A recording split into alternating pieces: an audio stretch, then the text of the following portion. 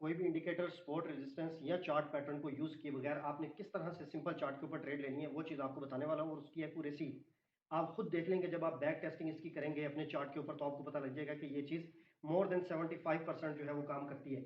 इसके लिए सबसे पहले तो आप ये चीज़ देख लें कि क्या आपको इंगल्फिंग कैंडल के बारे में पता है। अगर नहीं पता तो मेरी वीडियोस मौजूद है, पहले वो देख लें, फिर उसके बाद आपको इस चीज़ की जो है वो समझ लगेगी। यहाँ पर अच्छा बहुत सारे ऐसे दोस्त हैं ग्रुप के अंदर जो इन चीज़ों के ऊपर काम भी कर रहे हैं, लेकिन कहीं कहीं पर वो कुछ चीज़ों को लेकर मिस्टेक्स कर रहे होते हैं। वो चीज़ें भी यहाँ पर आपकी क्लियर हो जाएंगी। अगर आप पुराने हैं जो मेरी वीडियोस को देखते हैं तो यहाँ पर आपने ये चीज़ें नोट करनी है।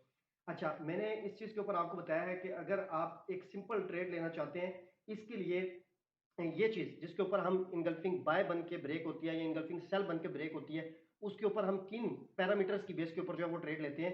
उसके लिए याद रखें कि आपने सबसे पहले H4 से नीचे नहीं जाना।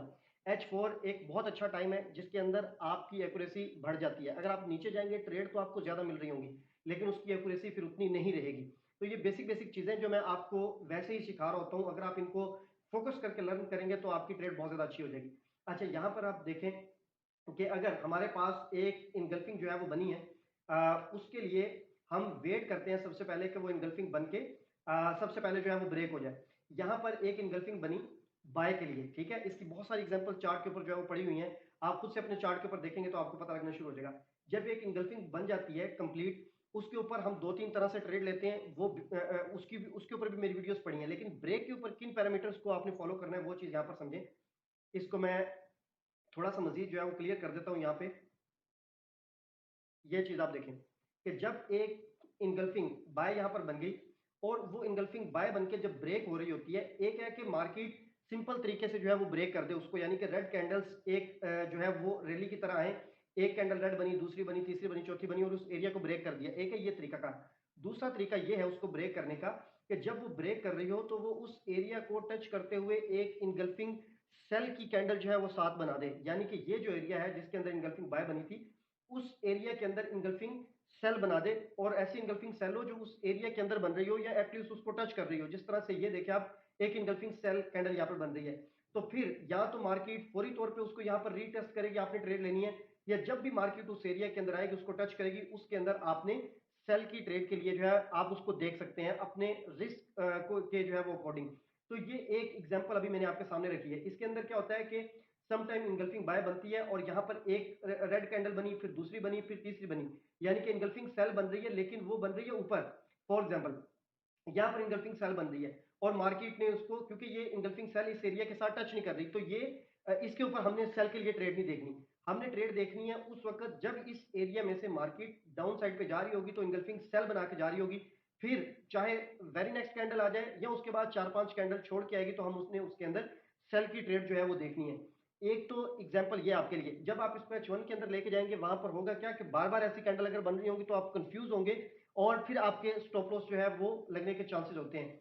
इसकी इसी तरह से जो दूसरी एग्जांपल यहाँ पर पड़ी हुई है, मैं वो चीज आपके साथ यहाँ पर डिस्कस कर रहा हूँ जो बिल्कुल क्लियर है। आप यहाँ पर देख सकते हैं कि यहाँ पर एक इंगल्फिंग बाय जो है वो गोल्ड के अंदर H4 के अंदर ही यहाँ पर देखें, ठीक है, इनगल्फिंग बाय मार्केट ने बनाई और जब इसको मार्केट डाउन साइड पे जो है वो ब्रेक कर रही थी तो इसी एरिया के अंदर इंगल्फिंग सेल बना दी।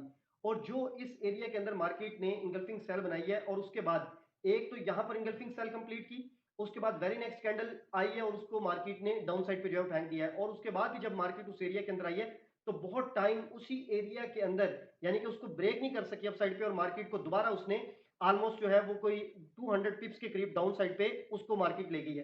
तो ये एग्जांपल्स, ये सिर्फ दो एग्जांपल्स नहीं है, बेशुमार आपके जो है वो चार्ट के ऊपर बन रही होती हैं, लेकिन मैं वो चीज आपके साथ डिस्कस कर रहा हूँ जो बिल्कुल क्लियर और आपको इजीली समझ लगे। अच्छा, यहाँ पर भी इसी तरह से जो है वो आप देख सकते हैं, यहाँ पर भी एक इंगल्फिंग सेल जो है वो पड़ी हुई है, सॉरी इंगल्फिंग बाय पड़ी हुई है। यहाँ पर देखें, ये इंगल्फिंग बाय बनी, ठीक है, और H4 के अंदर जीबीपी यूएसडी के अंदर, और मार्केट जब इसको डाउन साइड पे ब्रेक कर रही थी, ये इस रेड कैंडल ने इसको ब्रेक किया है, आप इसको गौर से यहां पर देख सकते हैं। ये देखें, इसको डाउन साइड से जो है वो ब्रेक किया इसने कंप्लीट। जब इसको ब्रेक कर रही थी तो इस एरिया के अंदर इंगल्फिंग सेल बन गई, सही है। ऐसी इंगल्फिंग सेल बनी जो इस एरिया को टच कर रही है और उसी रैली ने उस एरिया को ब्रेक कर दिया। ब्रेक होना जो है वो शर्त है, ठीक है। तो उसके बाद जब मार्केट ने वेरी नेक्स्ट कैंडल उसी एरिया के अंदर आई है और उसने वहां से एक अच्छा जो है वो मार्केट के अंदर सेल जो है वो दिया है। तो यहाँ पर इस तरह की बेशुमार आपके सामने जो है वो ट्रेड्स बन रही होती हैं जिनको आप ले सकते हैं, लेकिन ये चीज़ याद रखें कि इसको स्मॉल टाइम फ्रेम के अंदर हम नहीं लेके जाएँगे। H4 के अंदर अगर हम इसको देखेंगे तो हमें इसके अंदर अच्छी ट्रेड्स जो है वो मिल रही होंगी। एक चीज़ याद रखें कि इसके अंदर अगर आपके ज़ोन्स जो है वो बड़े बन रहे हैं, ठीक हो गया?